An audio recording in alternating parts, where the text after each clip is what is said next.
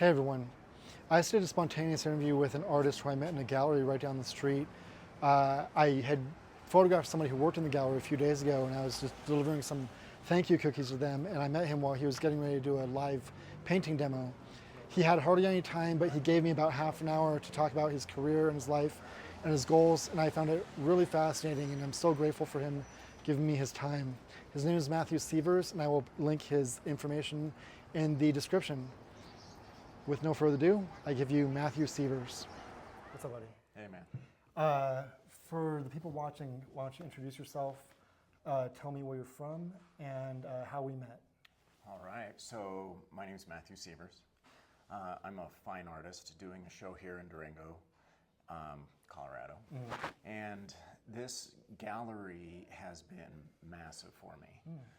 It has a long history with different locations, but their main hub has been in Santa Fe, called Blue Rain Gallery.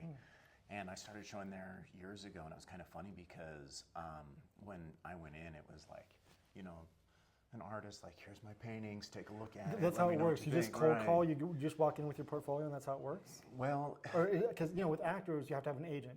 Or if you're a writer, you have to have an agent, because they won't even see you unless you have an agent. So can you just cold call a gallery? And yeah, but they get a lot of it. And Sure. you kind of need to be in the right place at the right time, and the gallery owner was there. But through a connection, a really great artist that was showing there, his name's Sean Dedeker, had put a word in for the two of us, and when we rolled in, the gallery owner was willing to give us a shot. Wow. And sat down. And how long ago was that? 10 years, 12 years. And is that the first time you showed? No. I grew up painting with my dad, and Dad is a really great artist. His name's Gregory Sievers. Same style? Very different style. French Impressionism and his travels. He loves Europe.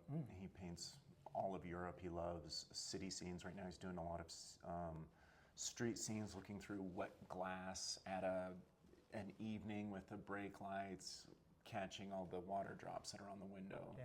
Really cool, and in French Impressionism. So let's go back. I want to go back. So you're raised where? In Idaho. In Idaho.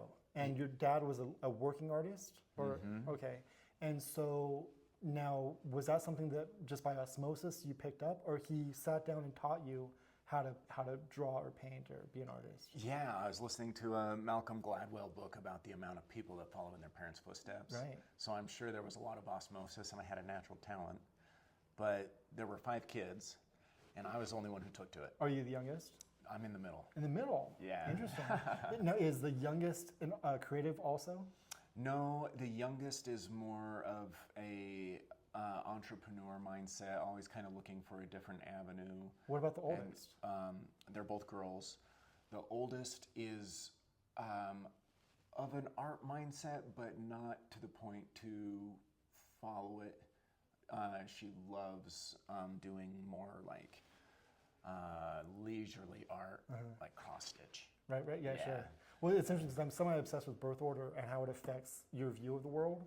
And so there's some statistic that the oldest tends to be the entrepreneur or the one who goes and breaks down doors. And there's some crazy amount of middle children that are lawyers because they spend their whole life mediating. Okay, and that then the makes youngest, sense. your parents are so calm at that point because they've kept all these other people alive that your brain is sort of set free to kind of be creative. And so it's Yeah. interesting that you're a middle child and you're the one who kind of picked up the... Well, it's kind of funny because I had 2 older sisters, and then Dad was really stern with me. Like, I was a bit of an aggressive boy, so I'm getting put in my place constantly. You know, don't pick on his girls, and then he'd turn his back, and they towered over me. I'm a kid, you know, and they're like riling me up, knowing that Dad's gonna come set me straight. But yeah, I'm guessing there was a little bit of trying to impress Dad. But he hadn't quite found his stride yet when I was a kid. So he encouraged the art, but not really as a career. So was that his side gig at that point that you were conscious? No, he was just a struggling artist, getting momentum in galleries, but not, you know, a real breakthrough until I was ready to go study art at college. And I'd done paintings with Dad. He was very excited to spend time with me doing artwork, just not you got to apply to this art school or anything like that. Right. What about mom? Mom, 5 kids. Yeah, always busy. So she was a housewife, and that was her role, and just Yeah. keeping everybody fed and sane. And Yeah, right. exactly. And so now, do you know about when they got together? Did she encourage him to be a struggling artist, or did she kind of? Yeah, she was always supportive in that encouraged way. him, and he got his master's in fine art at Utah State.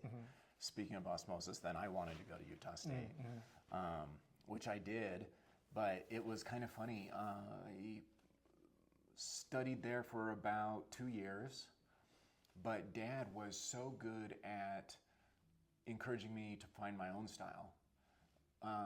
If there was an interesting mark or a mistake, why is that with my own tendencies in art? Then when you go to the university, all the professors are a bit more, this is my way, and I'm going to show you my way, and it's what they believe in, and it wasn't working for me quite as well. Sure. Well, I've met more photographers that came out of art school that knew less than when they entered. It's unbelievable, and that's what's so strange to me about people who teach, is that they're so rigid in the way they teach, which is antithetical to being artists.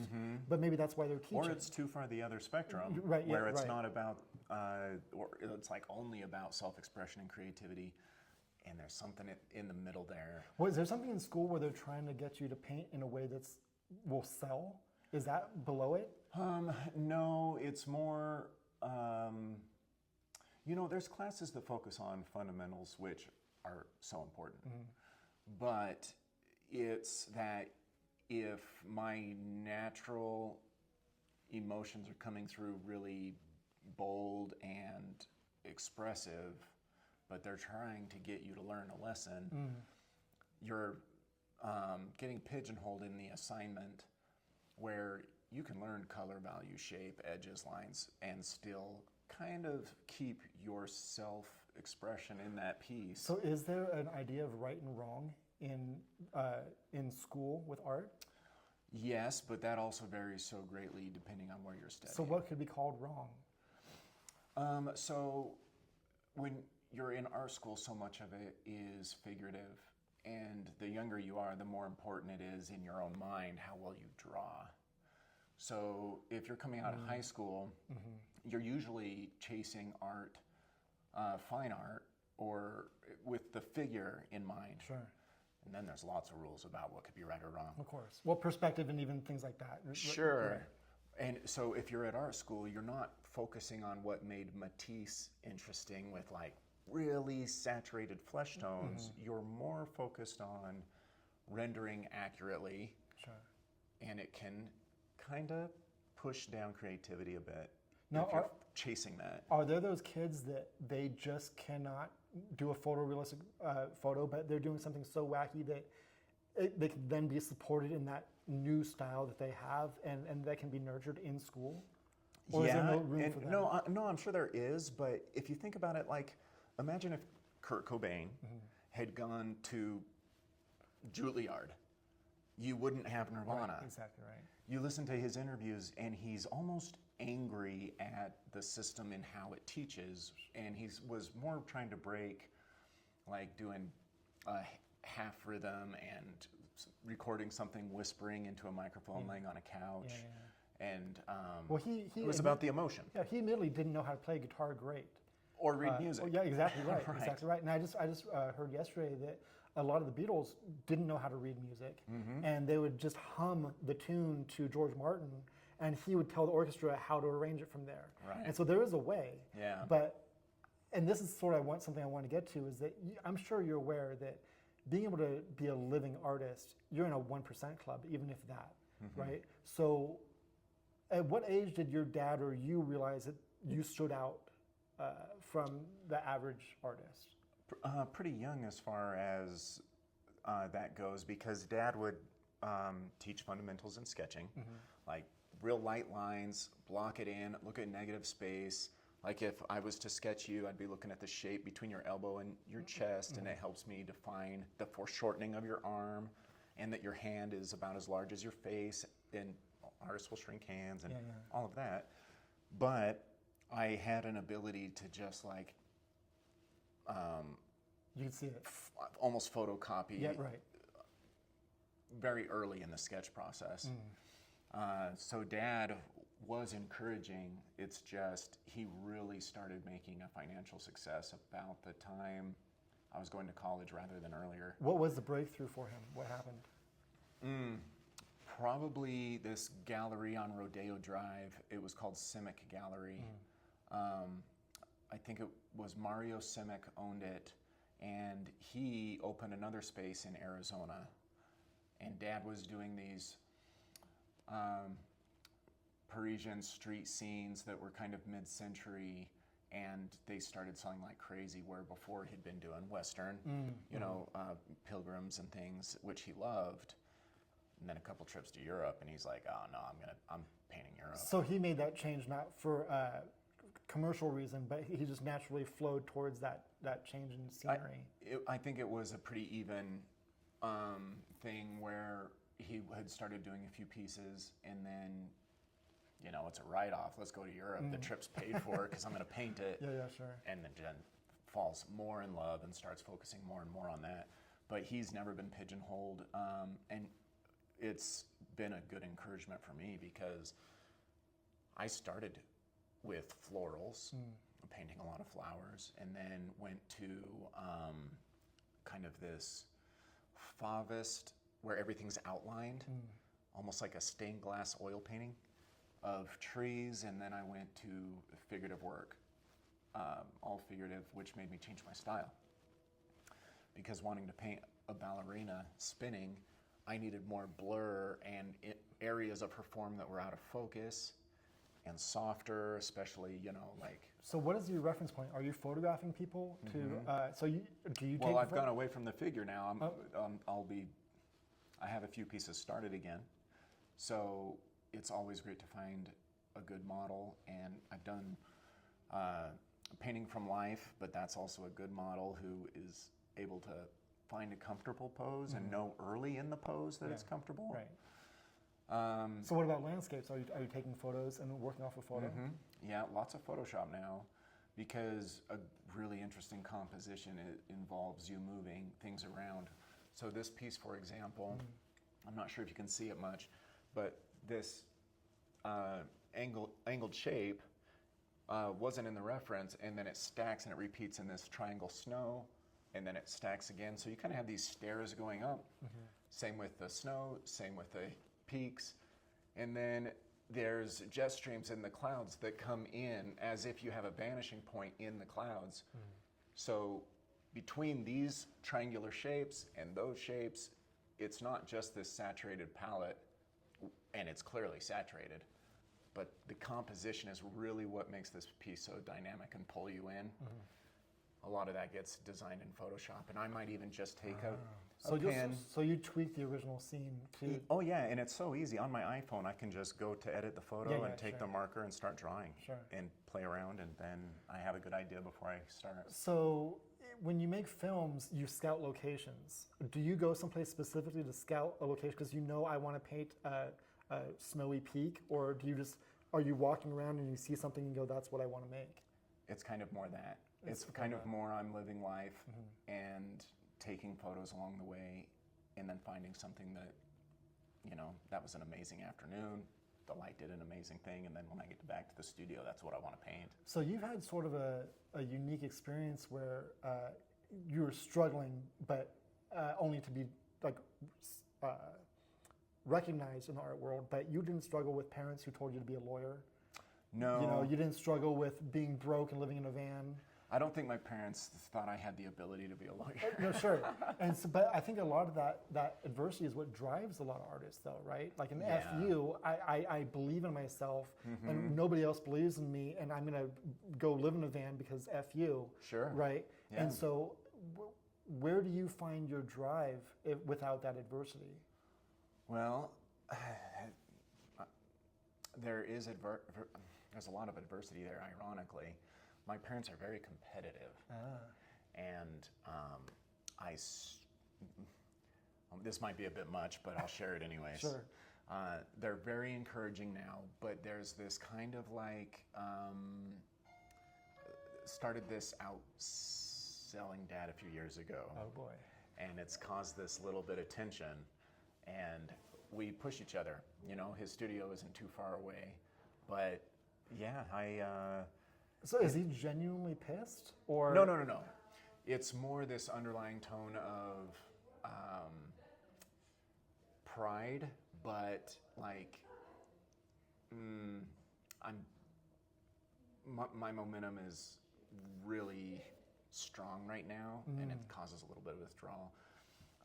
But it's fine. It's just human dynamic, Sure. you know.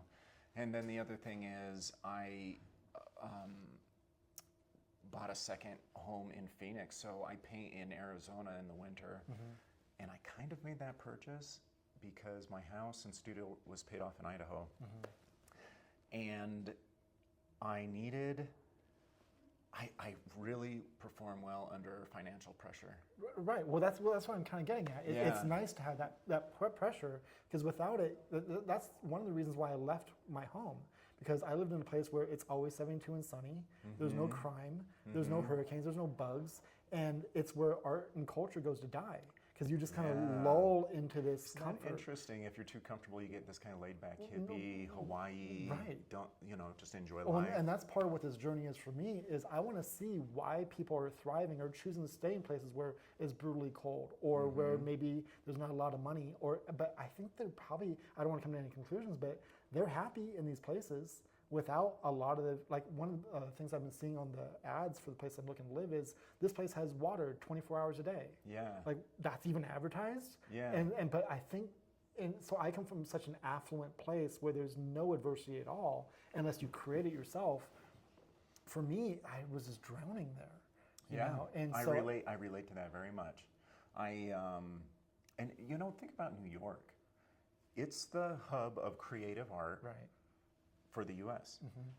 And it's the most difficult place to live right now. I think that's why it works, though, Yeah, isn't because that no matter interesting? how big you are, there's somebody else, almost everybody else on this street is bigger than you, Yeah. or more successful than you. So as successful as you are, you're still smushed down, Yeah. right? But if you're the big fish in the small pond, there's something also to with success that, Jim Carrey famously said, "I wish everybody could get rich and famous to see that it didn't solve any of their problems." Yeah. Right.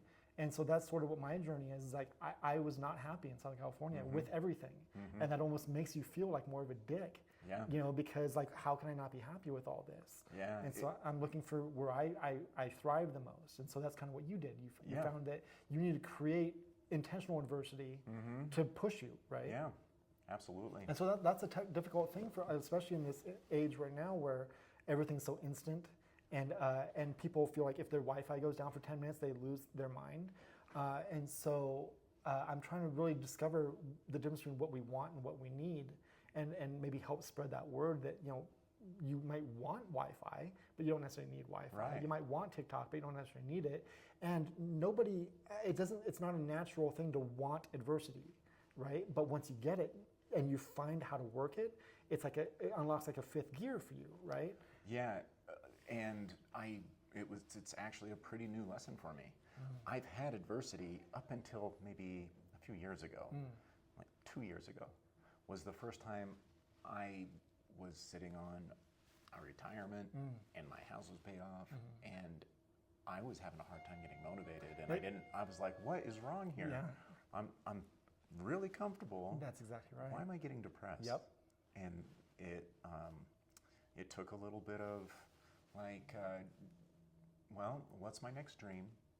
And it was to have a working studio in Arizona. So I went for it, and it's been really good for me. A lot more travel. It's a true house with problems, and it's old and whatnot. But Do you have a family at this point in your life? I have 4 boys. Oh wow. Yeah. And so with your travel, how old are your kids?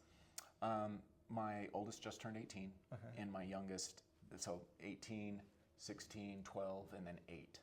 And how are you balancing out the benefit of being away versus being at home? Oh, it's been a bit of a trial. Now that my oldest is 18, he'll be able to fly his younger brothers, where I had been having my ex-wife chaperone, and now she's in a relationship, and her fiance has his needs, and he has kids, so it was a stumbling thing. Sure. So this last winter was quite hard getting them down to Arizona or getting back, because I do a really big show there. It's called Celebration of Fine Art, and then I show in Signature Gallery in Old Town and Madera Gallery in Tucson. So I need to be there in the winter. Yeah. Like the snowbirds are there, Right. and that's the market. But my boys are like old souls. They are just such good, grounded kids. Some of the best people I know, and the best people I know. And they have such a rare, beautiful quality of, if I check in on them and it's a like father-son talk, and the conversation is, no, I really want to know if something's up, if something's going on, tell me if something's not working. And their response is like, everything's great, Dad. Are you okay? Yeah, How sure. are you doing? I'm like, oh my gosh, So have you my thought, kids are great. Have you thought about how much of that is nurture versus nature in them? Yeah, it's probably a little bit of both, but they have a strong religious foundation, and my ex-wife is very good at getting them to church and getting them to sit and listen. And I've been, our whole marriage has been very much like, no, that's not appropriate behavior, so this is a timeout, this is a consequence, and refocus. So there's, there's been a lot of nurture in it.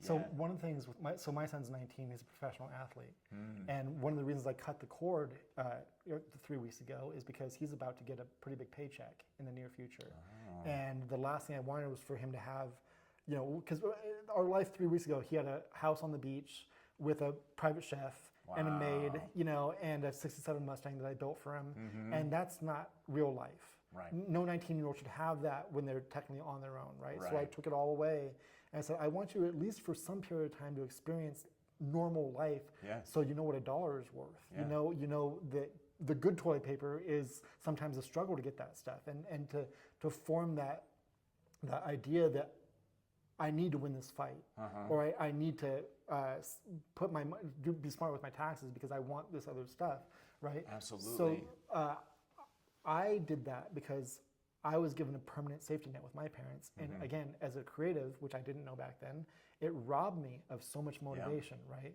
So going by how your father successfully nurtured you in certain ways, but I'm sure there's some parts 100%. there's some parts that you felt fell short. Sure. Did you adjust that consciously with your kids? Yeah, but it might have swung a little too far the other way. The like, right. spare the rod. Right. My dad, he whooped rough. my ass. Yeah, sure. Yeah, and so with my boys, I was a little bit more like no spanking. Well, You whacked know him what a I couple mean? times. Yeah. Well, my one son, it's funny because if we were to take away like his tablet, he was devastated. Sure. It was like the end of the world, Yeah. and he would have much rather have been spanked. Sure. And then my other son, the next oldest, I just had to give him like a disappointed look, and he was crushed. Right. Oh, Dad's disappointed, and he's like crying in the corner. Yeah. Where my oldest son was like, I don't care. I don't care if Dad's mad. Yeah, just yeah. don't take away my tablet. Sure, Yeah. sure. That's So it was different for each one of them. But yeah. But you think but do you think that you made them a little bit too soft? That's a good question. The problem is, I feel like I was doing a great job, but the cards are stacked against us with how great video games are, how great the Oculus is, how easy it is to be on Instagram and have that your social community rather than take a buddy and go down to the river and throw like rocks, Yeah, sure. So I would say, had I known how great video games were going to be as they grew up, You would have been more proactive to Get 'em steer them out. someplace else. yeah, Right. that would be my frustration. But they're still on it. They're active, and we dirt bike and mountain bike and stuff. Have you identified a special talent in each one of them or Yeah. someone still looking for it? Well, or- each of them are so different. Yeah, yeah, sure. And I would say a special talent in each. And the youngest, he could be a stand-up comic. He knows timing so well, and he finds the thing that is gonna be kind of tender. Yeah, yeah, sure. And then He knows just says how to it rib you. right Yeah, when the right. wrong person's standing there. Yeah, yeah, yeah. And twists the knife, Yeah, and of he's course. 8, and I'm like, That's a gift. don't talk about my hair falling out. It's like, I've been dating this girl for a week. Don't be like Yeah. So the theme of these first series of interviews is success and what it looks like from, I want to kind of break it down to in Iowa, right? Idaho. Idaho. Yeah. I'm from California. They're all the same to me. Yeah, I know. So, okay, so Idaho. Tell me what the most successful person looks like in Idaho. Describe what their life looks like. The most successful? Yeah, if you were to describe the most successful man. Idahoan. So it would probably be some of the Hollywood stars, but they're not as successful as others. Is that where Dave Chappelle lives? No, he's more Midwest. Is he Ohio? Ohio. Oh, right. Idaho has like Coeur d'Alene and Sun Valley, so Bruce Willis, Demi Moore, Ashton Kutcher had a huge ranch up there. Harrison Ford So has there's a the huge... bougie part of Idaho. Oh yeah, a couple. They're in the Sun Valley area. Harrison Ford is really active there. Arnold Schwarzenegger is really active there. So there's a Hollywood scene there. When did that happen? Oh, forever. 20 years they've Really? been there. Yeah. Huh. And then the big money is more industry. Budweiser has a big foundation there, of course, potatoes, but pharmaceuticals. So yeah, you know, Yeah. there's certain money that's just so big Yeah, that right. someone like Ashton Kutcher would feel like small peas Yeah. and carrots. So you think growing up there is that same sort of perception of I want to be like those people over there. How wide does that spread throughout? Or is that more centralized?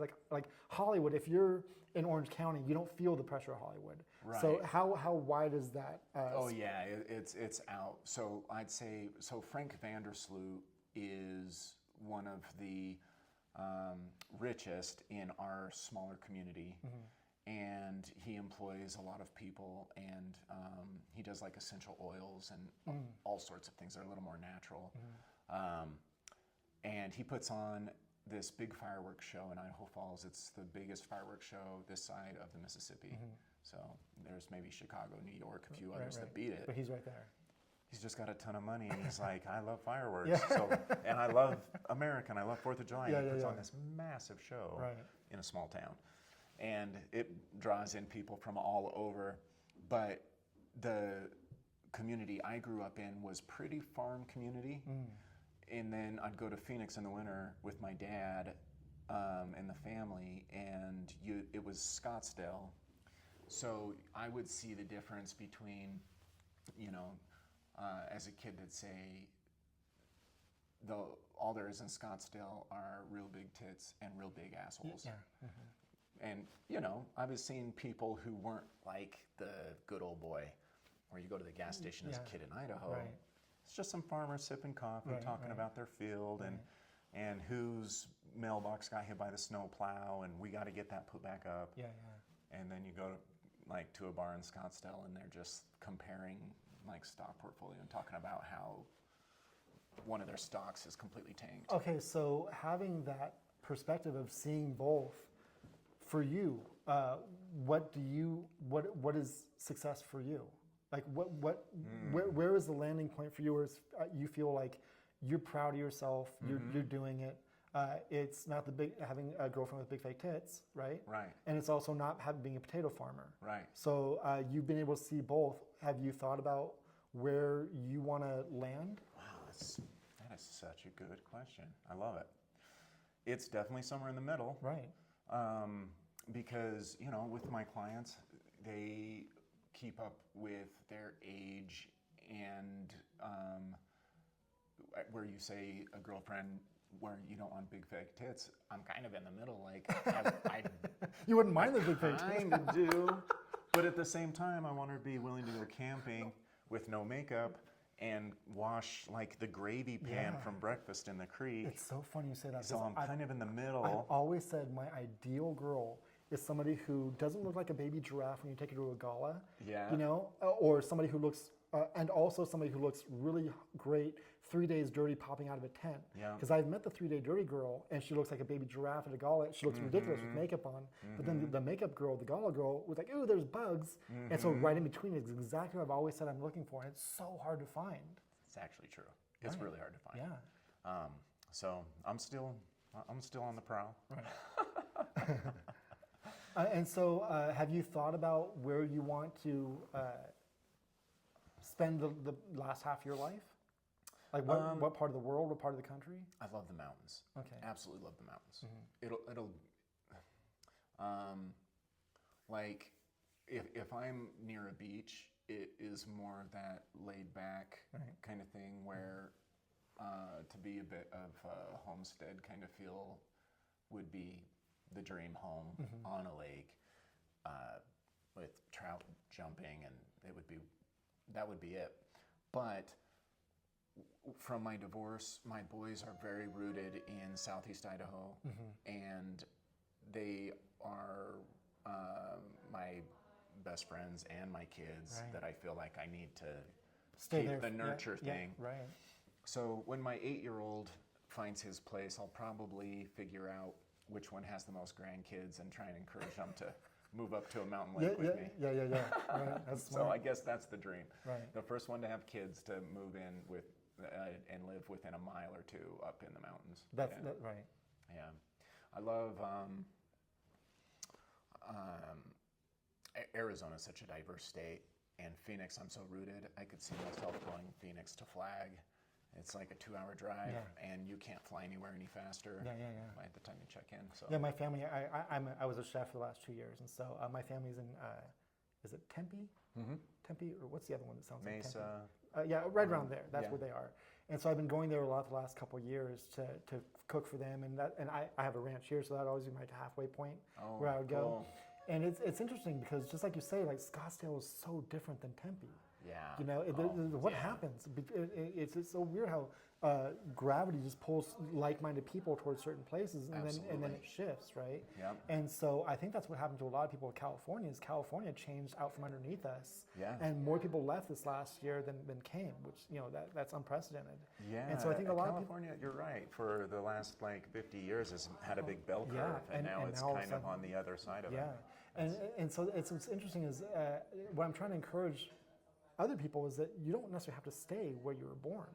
You know, and I think a lot of people, there's some shocking number of people who've never been 100 miles from where they were born. Oh, I know. You know, I think that's human nature. I think a lot of people, they're not artists, they're not creatives, they don't have a hunger, and they're just happy to be where they are. Yeah. And that's one thing I'm trying to figure out too, is that I've been kind of judgy throughout my whole life of people who aren't creative or don't have a wild streak in them.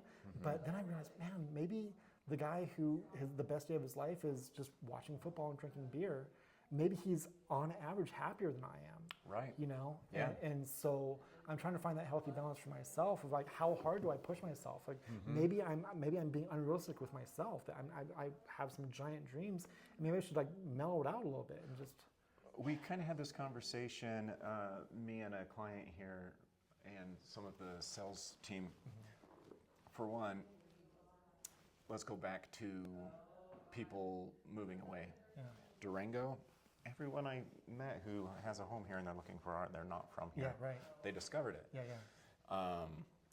Same with all these ski towns, you know, where I talk about Idaho and Coeur d'Alene and Sun Valley. I'm talking about people who moved in and discovered it. Right. And then the other thing I wanted to mention was our conversation went to the world and how much it will change in 5-10 years with AI, and how it'll probably get to a place where we're looking for human-made versus robot, computer, and what that's going to do to free this self-worth that comes from financial drive. So as I mentioned, buying that house in Phoenix, that's from a mindset that working hard gives me a sense of fulfillment. Right. But the world may be moving more to self-expression, gives me all the need of fulfillment, because if AI and robots and everything eventually are covering the bases and everyone gets a stipend or a check from the government, then what would be the thing that makes you feel fulfilled? Right. Well, it's funny. Every generation freaks out about something. It's either the Cold War or hippies or Elvis's pelvis. And every generation thinks it's the end of the world, right? And I never freak out about the AI stuff because I am an internal optimist. But like you said, even if it becomes indiscernible between AI and something handmade, the fact that it's handmade will create the value. And there'll be this revolution that people will want. Like, I shoot film. People say, what the hell are you shooting film for? You have to wait a week to see it. So because it's like Christmas every time I get that roll back. And you can see the difference in the quality anyways, the gritty, the raw, you look at old cover albums versus now. But even just creating the intentional wait time and not knowing if you did your job right, it feels so much better when you did your job right without any safety net, right? And I think that's the same thing with art and film and everything, is that even though a robot could make it for 1/100th the price and it looks really good, people have this thing where they want authentic. They want something that's handmade, that they knew was more difficult. They knew the personality behind it, and they want to support artists. So all time, artists have been held up, right? So I don't worry about the AI thing. It's funny. I was just thinking about this frame on one of my paintings I installed for the show yesterday. Putting it in the trailer with my son, it hit the top of the trailer and put a big ding in the top. And someone was looking at the painting and they get distracted and they're kind of rubbing that ding and they're like, oh, well, I don't know, should we reframe this? And then I tell them the story of how it got there. And it had more value at that point. Yeah, the ding, they just needed to know what happened. But it was the artist with his son loading it in Idaho and then driving it and down now they have himself. ownership over something that's more personal to you. And that's exactly right. That's the perfect imperfections. Right? Yeah. And a lot of the new builds I've seen, they're trying to bring in wood from like barns for the floor. It's really expensive. But like that creak when you walk on the floor, it's a brand new home, but they want to have that feeling of... They don't want to wait for 40 years to create the creek. Right. And yet there's something about it. There's in a cabin, if you buy a cabin, if you were to buy new, you've got these great big windows, but if you were to buy old and make a wall of windows, the old one just has a history and a feeling and ghost stories, and it's like, ooh, that's the one that speaks to my soul. That's right. That's right. So. Well, brother, you rock. I really appreciate you giving me this time, and I'll put your link in the video to have people support you. Thanks so much, brother. It was great meeting you. Great. Same.